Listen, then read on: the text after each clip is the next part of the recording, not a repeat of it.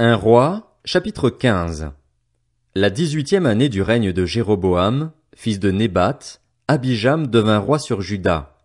Il régna 3 ans à Jérusalem. Sa mère s'appelait Maaka et c'était la petite-fille d'Absalom.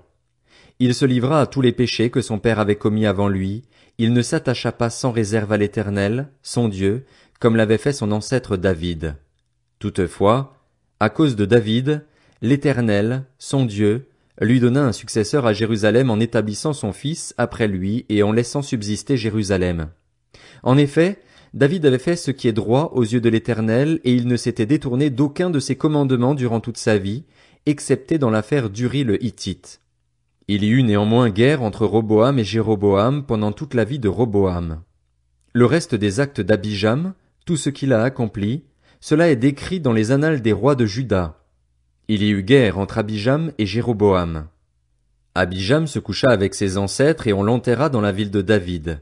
Son fils Asa devint roi à sa place. La 20e année du règne de Jéroboam sur Israël, Asa devint roi de Juda. Il régna 41 ans à Jérusalem. Sa grand-mère s'appelait Maaka, c'était la petite-fille d'Absalom. Asa fit ce qui est droit aux yeux de l'Éternel, comme son ancêtre David. Il fit disparaître du pays les prostituées et il élimina toutes les idoles que ses ancêtres avaient fabriquées. Il retira même le titre de reine-mère à Maaka, sa grand-mère, parce qu'elle avait fait une idole en l'honneur d'Astarté. Asa abattit son idole et la brûla au bord du torrent du Cédron. Cependant, les hauts lieux ne disparurent pas, même si Asa s'attacha sans réserve à l'Éternel pendant toute sa vie. Il déposa dans la maison de l'Éternel les offrandes consacrées par son père et par lui-même, de l'argent, de l'or et divers objets.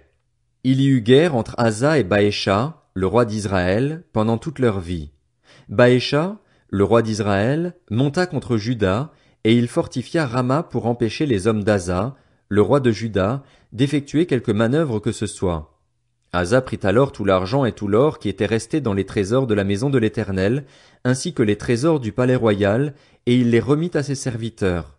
Puis il les envoya trouver Ben-Hadad, fils de Tabrimom et petit-fils de Hesjon, le roi de Syrie, qui habitait à Damas. Le roi Asa lui fit dire, « Qu'il y ait une alliance entre toi et moi, comme il en a existé une entre ton père et le mien. Vois, je t'envoie de l'argent et de l'or en cadeau. Va rompre ton alliance avec Baécha, le roi d'Israël, afin qu'il s'éloigne de moi. » Ben-Hadad écouta le roi Asa. Il envoya les chefs de son armée contre les villes d'Israël et il conquit Isjon, Dan, Abel-Beth-Maaka et tout Kinéroth, en plus de tout le pays de Nephtali. Lorsque Baécha l'apprit, il cessa de fortifier Rama et resta à Tirtsa. Le roi Asa convoqua tout Juda, sans exempter personne, et ils emportèrent les pierres et le bois que Baécha employait à la construction de Rama. Il s'en servit pour fortifier Géba de Benjamin et Mitzpa. Tout le reste des actes d'Asa, tous ses exploits et tout ce qu'il a accompli, ainsi que les villes qu'il a construites, cela est décrit dans les annales des rois de Juda. Toutefois, durant sa vieillesse, il eut les pieds malades. Asa se coucha avec ses ancêtres et il fut enterré à leur côté dans la ville de son ancêtre David. Son fils Josaphat devint roi à sa place. Nadab, le fils de Jéroboam, devint roi d'Israël, la 2e année du règne d'Asa sur Juda. Il régna 2 ans sur Israël. Il fit ce qui est mal aux yeux de l'Éternel et il marcha sur la voie de son père en se livrant au péché que celui-ci avait fait commettre à Israël. Baécha, le fils d'Akija, de la tribu d'Issachar, conspira contre lui et le tua à Gibéton, une ville qui appartenait aux Philistins, pendant que Nadab et tout Israël en faisaient le siège. Baécha le mit à mort la 3e année du règne d'Asa sur Juda, et il devint roi à sa place. Lorsqu'il fut roi, il frappa toute la famille de Jéroboam. Il ne laissa aucun survivant, conformément à la parole que l'Éternel avait dite par son serviteur Akija de Silo. Cela arriva à cause des péchés que Jéroboam avait commis et qu'il avait fait commettre à Israël, irritant ainsi l'Éternel, le Dieu d'Israël. Le reste des actes de Nadab, tout ce qu'il a accompli, cela est décrit dans les annales des rois d'Israël. Il y eut guerre entre Asa et Baécha, le roi d'Israël, pendant toute leur vie. La 3e année du règne d'Asa sur Juda, Baécha, le fils d'Akija, devint roi de l'ensemble d'Israël à Tirtsa. Il régna 24 ans. Il fit ce qui est mal aux yeux de l'Éternel et il marcha sur la voie de Jéroboam en se livrant au péché que celui-ci avait fait commettre à Israël. Un roi, chapitre 16. La parole de l'Éternel fut adressée à Jéhu, le fils de Hanani, contre Baécha. Je t'ai tiré de la poussière et je t'ai établi chef de mon peuple, d'Israël. Cependant, parce que tu as marché sur la voie de Jéroboam et que tu as fait pécher mon peuple, Israël, en m'irritant par leurs péchés, je vais balayer Baécha et sa famille. Je vais rendre ta famille pareille à celle de Jéroboam, le fils de Nébat. Le membre de la famille de Baécha qui mourra dans la ville sera mangé par les chiens, et celui des siens qui mourra dans les champs sera mangé par les oiseaux. Le reste des actes de Baécha, ce qu'il a accompli et ses exploits, cela est décrit dans les annales des rois d'Israël. Baécha se coucha avec ses ancêtres et il fut enterré à Tirtsa. Son fils Éla devint roi à sa place. La parole de l'Éternel avait été adressée par l'intermédiaire du prophète Jéhu, fils de Hanani, à Baécha et à sa famille, à cause de tout le mal qu'il avait fait aux yeux de l'Éternel, en l'irritant par sa manière d'agir et en imitant la famille de Jéroboam, mais aussi parce qu'il avait frappé la famille de Jéroboam. La 26e année du règne d'Asa sur Juda, Éla, le fils de Baécha, devint roi d'Israël à Tirtsa. Il régna 2 ans. Son serviteur Zimri, qui commandait la moitié de ses chars, conspira contre lui. Éla se trouvait à Tirtsa. Il buvait jusqu'à en devenir ivre dans la maison d'Artsa, le chef du palais royal, à Tirtsa. Zimri entra et le frappa à mort, la 27e année du règne d'Asa sur Juda, et il devint roi à sa place. Dès qu'il fut roi et se fut assis sur son trône, il frappa toute la famille de Baécha, il ne laissa survivre aucun homme qui lui appartienne, ni parent ni ami. Zimri extermina toute la famille de Baécha, conformément à la parole que l'Éternel avait adressée à Baécha par l'intermédiaire du prophète Jéhu. Cela arriva à cause de tous les péchés que Baécha et son fils Éla avaient commis et qu'ils avaient fait commettre à Israël, irritant l'Éternel, le Dieu d'Israël, par leurs idoles sans consistance. Le reste des actes d'Éla, tout ce qu'il a accompli, cela est décrit dans les annales des rois d'Israël. La 27e année du règne d'Asa sur Juda, Zimri régna 7 jours à Tirtsa. Le peuple faisait campagne contre Gibéton, une ville qui appartenait aux Philistins, et il entendit dire: Zimri a conspiré, il a même tué le roi. Ce jour-là, dans le camp, tous les Israélites proclamèrent Omri, le chef de l'armée, roi d'Israël. Omri partit avec tout Israël de Gibéton, et ils assiégèrent Tirtsa.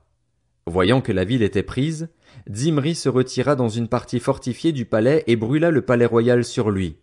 C'est ainsi qu'il mourut, à cause des péchés qu'il avait commis en faisant ce qui est mal aux yeux de l'Éternel, en marchant sur la voie de Jéroboam et en se livrant aux péchés que Jéroboam avait commis pour faire pécher Israël. Le reste des actes de Zimri, la conspiration qu'il a formée, cela est décrit dans les annales des rois d'Israël. Le peuple d'Israël se divisa alors en 2 parties. Une moitié du peuple voulait proclamer roi Tibni, le fils de Ginath, et l'autre moitié était pour Omri. Les partisans d'Omri l'emportèrent sur ceux de Tibni, le fils de Ginath. Tibni mourut et ce fut Omri qui devint roi. La 31e année du règne d'Asa sur Juda, Omri devint roi sur Israël. Il régna 12 ans. Après avoir régné 6 ans à Tirtsa, il acheta pour 70 kilos d'argent la montagne de Samarie à un certain Shemer. Il fit des travaux de construction sur la montagne et il appela la ville qu'il construisit Samarie, d'après le nom de Shemer, celui qui avait été le seigneur de cette montagne. Omri fit ce qui est mal aux yeux de l'Éternel, et il agit plus mal encore que tous ses prédécesseurs. Il marcha entièrement sur la voie de Jéroboam, fils de Nébat, il se livra au péché que celui-ci avait fait commettre à Israël, irritant l'Éternel, le Dieu d'Israël, par leurs idoles sans consistance. Le reste des actes d'Omri, ce qu'il a accompli et ses exploits, cela est décrit dans les annales des rois d'Israël. Omri se coucha avec ses ancêtres et il fut enterré à Samarie. Son fils Akab devint roi à sa place. Akab, le fils d'Omri, devint roi d'Israël la 38e année du règne d'Asa sur Juda. Il régna 22 ans sur Israël à Samarie. Akab, le fils d'Omri, fit ce qui est mal aux yeux de l'Éternel, plus que tous ses prédécesseurs. Comme si cela ne lui suffisait pas de se livrer au péché de Jéroboam, fils de Nébat, il prit pour femme Jézabel, la fille d'Ethbaal, le roi des Sidoniens, et il alla servir Baal et se prosterner devant lui. Il érigea un autel à Baal dans le temple de Baal qu'il construisit à Samarie, et il fabriqua un poteau sacré. Akab fit plus encore que tous les rois d'Israël qui l'avaient précédé pour irriter l'Éternel, le Dieu d'Israël. À son époque, un certain Hiel de Béthel reconstruisit Jéricho. Il en jeta les fondations au prix d'Abiram, son aîné, et il en posa les portes au prix de Ségub, son plus jeune fils, conformément à la parole que l'Éternel avait dite par l'intermédiaire de Josué, le fils de Nun. 1 Roi, chapitre 17. Élie le Tishbite, l'un des habitants de Galaad, dit à Akab: L'Éternel, le Dieu d'Israël, dont je suis le serviteur, est vivant. Il n'y aura ces années-ci pas de rosée ni de pluie, sauf sur ma parole. Puis la parole de l'Éternel fut adressée à Élie. Pars d'ici en direction de l'est et cache-toi près du torrent de Kérit, qui se trouve en face du Jourdain. Tu boiras de l'eau du torrent et c'est aux corbeaux que j'ai ordonné de te nourrir là. Élie partit et se conforma à la parole de l'Éternel. Il alla s'installer près du torrent de Kérit, qui se trouve en face du Jourdain. Les corbeaux lui apportaient du pain et de la viande matin et soir, et il buvait de l'eau du torrent. Mais au bout d'un certain temps, le torrent fut à sec, car il n'était pas tombé de pluie dans le pays. Alors la parole de l'Éternel lui fut adressée: Lève-toi, va à Sarepta, qui appartient au territoire de Sidon, et installe-toi là. J'y ai ordonné à une femme veuve de te nourrir. Il se leva et partit à Sarepta. En arrivant à l'entrée de la ville, il y vit une femme veuve en train de ramasser du bois. Il l'appela et dit: Je t'en prie, va me chercher un peu d'eau dans une cruche, afin que je boive. Et elle alla en chercher. Il l'appela de nouveau et dit: Je t'en prie, apporte-moi un morceau de pain dans ta main. Et elle répondit: L'Éternel, ton Dieu, est vivant. Je n'ai rien de cuit, je n'ai qu'une poignée de farine dans un pot et un peu d'huile dans une cruche.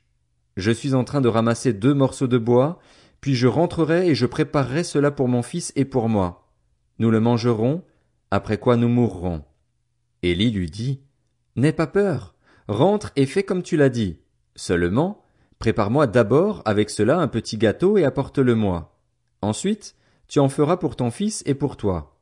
En effet, voici ce que dit l'Éternel, le Dieu d'Israël. La farine qui est dans le pot ne manquera pas, et l'huile qui est dans la cruche ne diminuera pas, jusqu'au jour où l'Éternel fera tomber de la pluie sur le pays.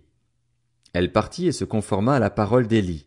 Et pendant longtemps elle eut de quoi manger, ainsi que sa famille et Élie. La farine qui était dans le pot ne manqua pas, et l'huile qui était dans la cruche ne diminua pas, conformément à la parole que l'Éternel avait prononcée par l'intermédiaire d'Élie. Après ces événements, le fils de cette maîtresse de maison tomba malade. Sa maladie fut si violente qu'il cessa de respirer. La femme dit alors à Élie: Que me veux-tu, homme de Dieu? Es-tu venu chez moi pour rappeler le souvenir de ma faute et pour faire mourir mon fils? Il lui répondit: Donne-moi ton fils. Et il le prit des bras de la femme, le monta dans la chambre à l'étage où il logeait et le coucha sur son lit. Puis il fit appel à l'Éternel et dit: Éternel, mon Dieu, est-ce que tu vas faire du mal, au point de faire mourir son fils, même à cette veuve qui m'a accueilli chez elle?